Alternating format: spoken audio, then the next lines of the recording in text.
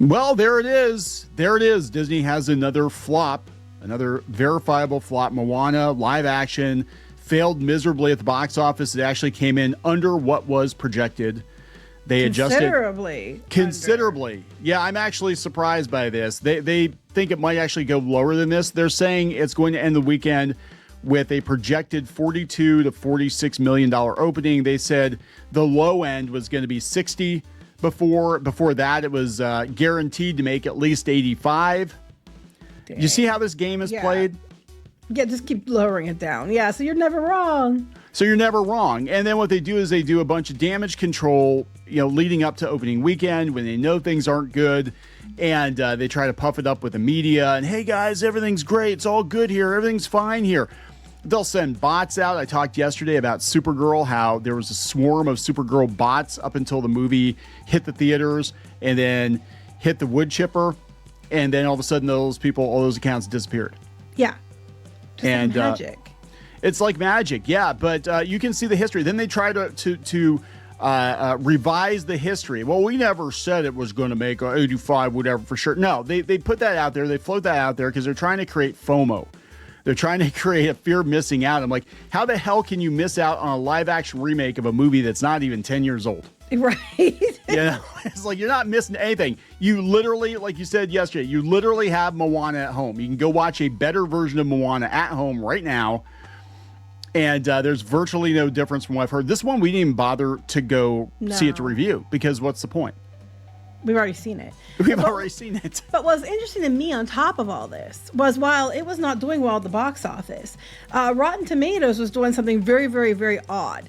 Remember we talked it back with the Mandalorian and Grogu that, it was weird they were putting the Rotten Tomatoes audience scores up preview night. And I hadn't really seen that happen very often. Yeah.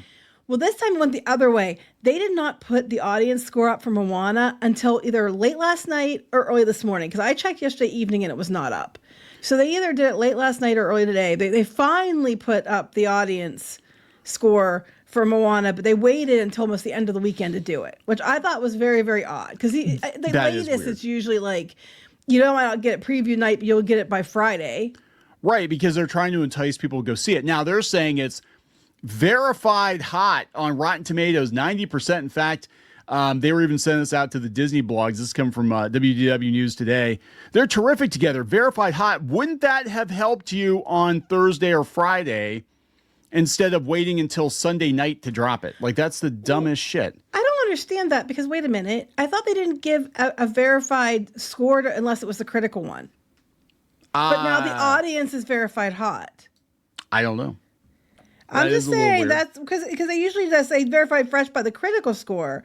I haven't checked it for a while. I'm looking at another one, to see, but it's really weird to me that it's verified hot when it's the audience score, which I don't think that they've been doing that. These are all really weird. Well, we'll talk about this. Let's first, before we get into it any further, please subscribe for more pop culture news, views, and rants, guys. You get woohoo if you do. Woohoo. If you'd like more Clownfish TV, go out to more.clownfishtv.com. That's more.clownfishtv.com for more podcasts and episodes you will not find anywhere else. And some of those episodes you can access by joining our club over there. $5 a month. You get access to a whole bunch of other content. If you go out to iTunes, iHeartRadio, Spotify, Amazon Music, wherever you listen to audio podcasts, you can actually catch the audio version of Clownfish TV as well. You can take us with you. So anyway, had to get that out of the way. So we're going to shill for ourselves. All right. Yeah. Well, so I was looking talk it about up. Shills. I was looking it up, and Young Washington has a verified hot too. At 92%, it has a higher critical score at 60%. So Young Washington was rated higher than the live action Moana, but it also has a verified hot at 92%. Young Washington's so hot. So it sounds to me that they waited till it hit 90% audience so they could have that verified hot before they posted an audience score. Because normally it has the popcorn bucket on there or whatever for the audience. It doesn't say much, just whatever the audience score is, but they give you an audience score sometimes apparently on preview night, but mostly on Friday.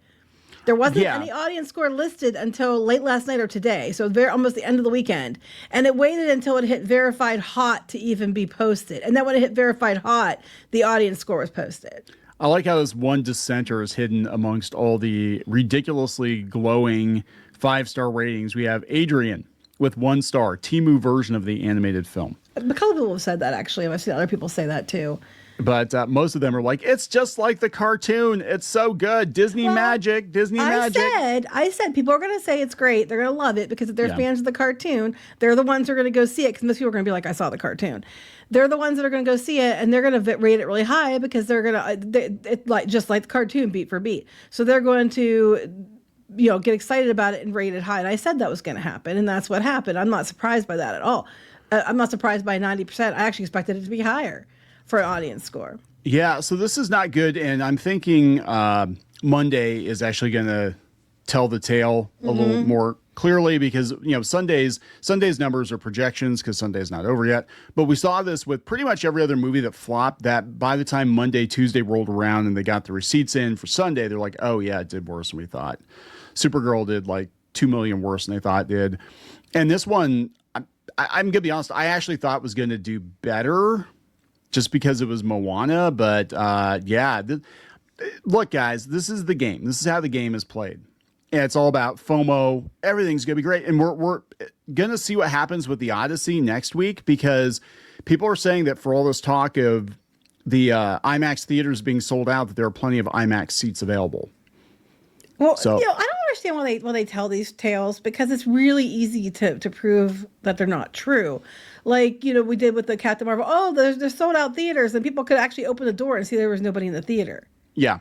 You know, I mean, it was provably untrue. So I don't understand why you figure people aren't going to actually look. I mean, I think that's it. I think that they think it's 1980 something, 70 something, where look, all the papers, all the trades are saying it's going to be a huge hit. We better go hurry up and buy some tickets, Ma, so the kids don't miss out on this must-see event movie.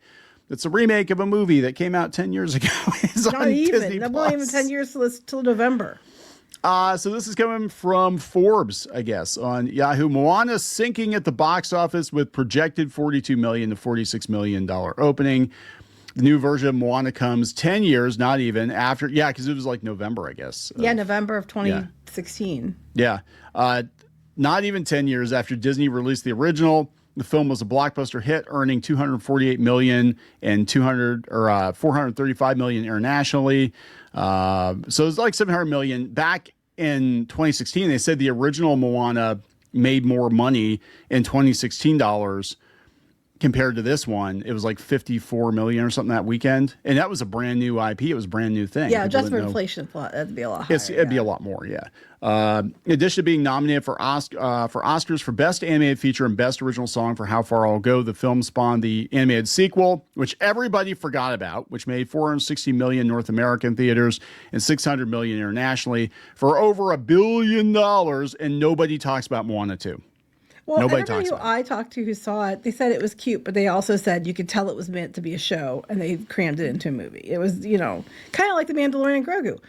It wasn't that terrible, but you could tell it was meant to be a show, and they crammed it into a movie. So. And that's basically what happened. Was they greenlit all this stuff for Disney Plus. They realized they weren't going to make as much profit on Disney Plus as they would by putting it in the theaters. So to justify it, they're like, okay, we already got this in production, throw it in the movie theater and we'll make some money there. And it did. In the case of Moana, it paid off. But I have to wonder if Moana 3 is maybe not going to, not going to happen as quick because of this.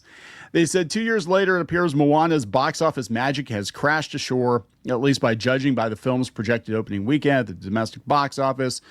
They said it was forecast 60 to 65 million. And it was, as of a couple weeks ago, they were saying, if you dig, 85 million. And they always try to rewrite history. Like, well, we're not that far off because we said it was only going to be like 60. No, you said it was 85, motherfuckers. Like, I bet you it's even higher than that. If you do like a search by a certain time frame, you'll see that their estimates are even higher than that, probably. The trade noted projections as low as 40. Deadline reported the film's opening weekend was tracking in the $70 million to $80 million range. On Saturday morning, Deadline projected the film was instead bottoming out with 42 to 46 million, with its numbers based on projected opening day take of 17 million.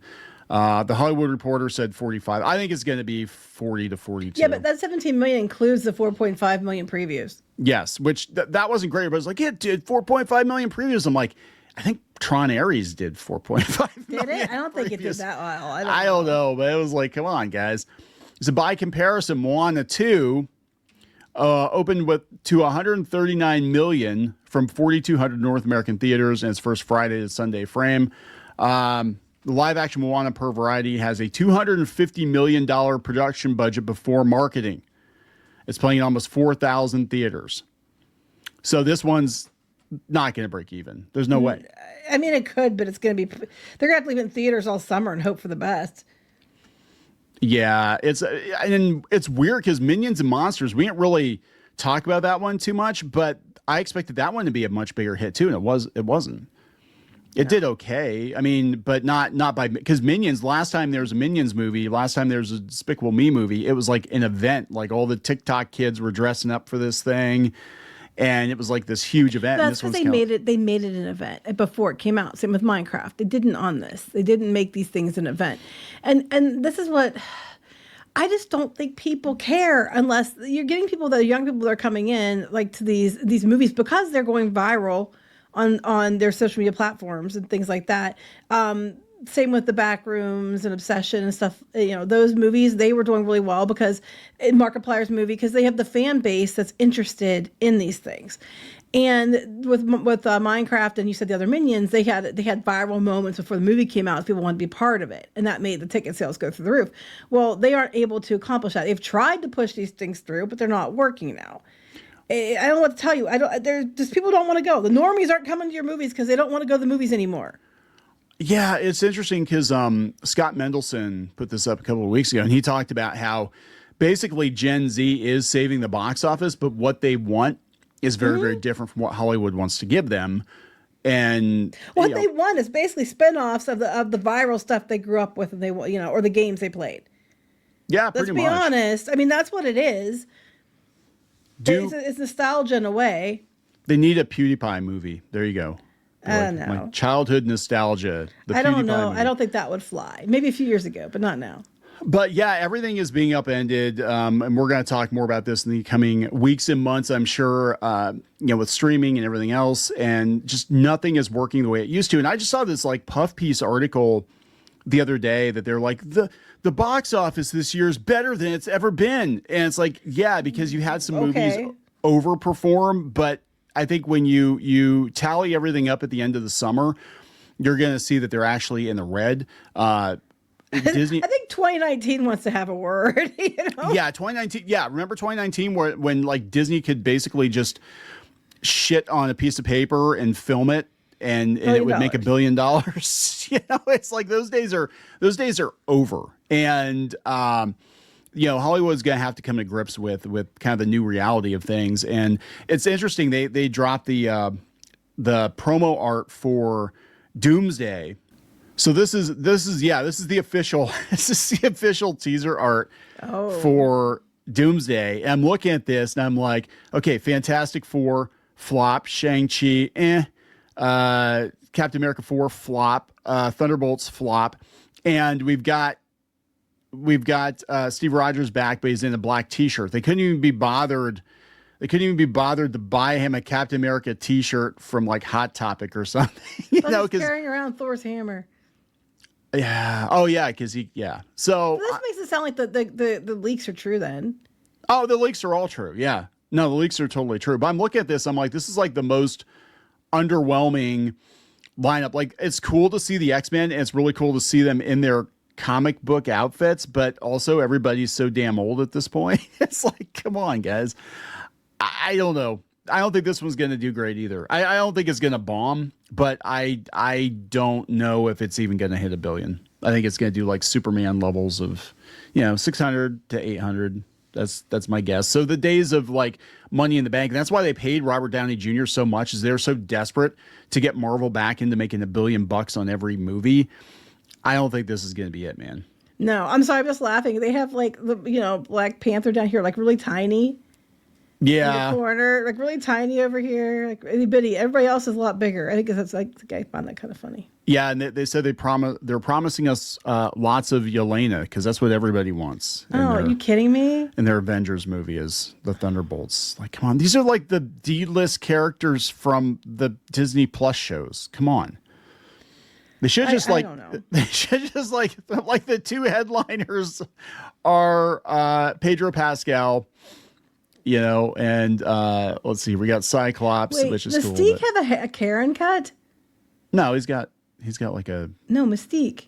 Oh, Mystique. Oh yeah, she does. Shit.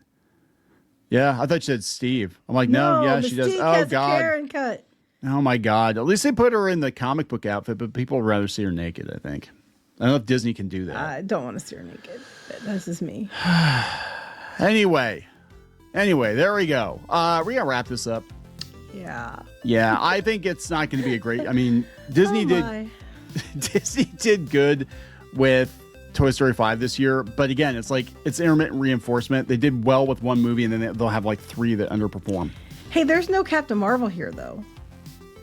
Yeah, I don't think she's in it. I don't think she's in it. I don't think Wanda's in it. I don't think Wanda wouldn't be. They left her. They kind of like left her fate a question mark.